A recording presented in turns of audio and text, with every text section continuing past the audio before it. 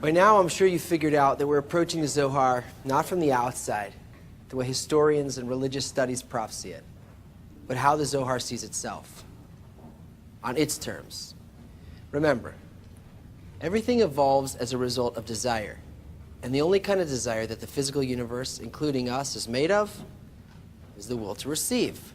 But the Zohar tells us that the target, the fulfillment, the place that we need to evolve to is the opposite to that, the will to give. And that doesn't exist in us at all. What do you think? I know you don't believe it. From my little corner of the world, news starts pouring in about another disaster somewhere. I see the frightened faces of the people suffering, and I think, what if that was me or my kids? What a horrible thought. I didn't give last time something happened. I better do something this time. I don't have a lot of money right now, and who knows what'll happen tomorrow to me, so maybe I'll just keep it. You know, I'm so ashamed that I feel this way, so what the heck, I go ahead and I send some money anyway. There, see? I can give. I do feel a connection to others. Look, in this world there are desires and there's their physical manifestations, actions. But what if nature responds not to a person's actions, but only to his desires? You want to keep the money, but you don't actually let yourself. You send it. Yeah, but meanwhile, the desire to take is still there. And because of that, your outer giving, it's really inner taking. And deeper than that, no real help reaches the other person. The disasters keep on happening because only our inner desires change anything, and it's not changing. When you look at it that way, you can see just how opposite we are from what we need to be. Okay, so what's the point then? The Zohar is asking me to do something impossible. Yes, if it depended just on me, I'd be separated forever from the desire to give. If it weren't for one thing, the law of equivalence of form.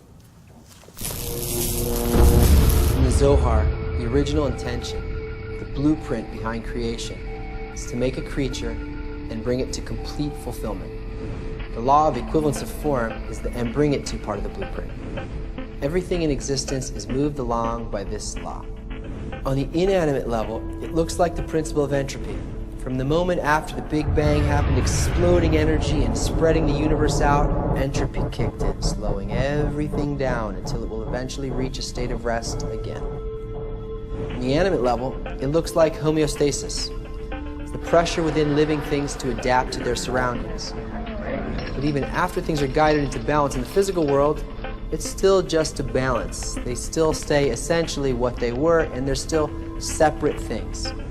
It's not like that on the higher dimension of unity, where we experience the ultimate influence of this law. Equivalence of form is how we move in the causal forces, where there's no time and space. Something is separate from me only because my inner qualities differ from it. We enter a spiritual place by attaining the same quality it has. If it wants something and I don't, we're worlds apart. If I want something and it does too, now we're getting closer. If we desire the same thing for the same reason, we partake of a single intelligence. We're one and the same thing. But it can't just happen without my involvement, because complete involvement is the goal. It's the ultimate fulfillment.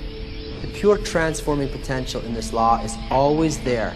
It's just waiting for my request. But not with words, not with actions, but with a need. This need acts like a beacon, a radio tuning device that's searching. It's trying to match the frequency of the waves that it wants to be able to play. Even just truly feeling that I would even begin to want this change in me, it already has a minimal similarity of form with where the law wants to take me. It's said that the secrets of the Zohar are hidden behind 1,000 locked gates. But that's only so if you're going to view it from the outside. The Zohar addresses a single person, and everything is inside that person. Because of the law of equivalence of form, there are no locks, no gates, and ultimately, no secrets. So it's not the action that needs to change. It's the intention behind the action. The Zohar does give us a method of inverting our intention and working above the will to receive. It's called the work in 3 lines, but you're not ready to hear about that yet? What you do need to know right now is a little of what the spiritual is and how good it is. You're not alone in this. Equivalence of form is nature's guarantee that once you've got the right goal and you start lifting the veil on your intentions, on your real intentions, it will begin to carry you and perform all the changes that you truly desire to make. If you don't want that, you'll get more out of eating the Zohar than you will out of reading it. Wait, hold on.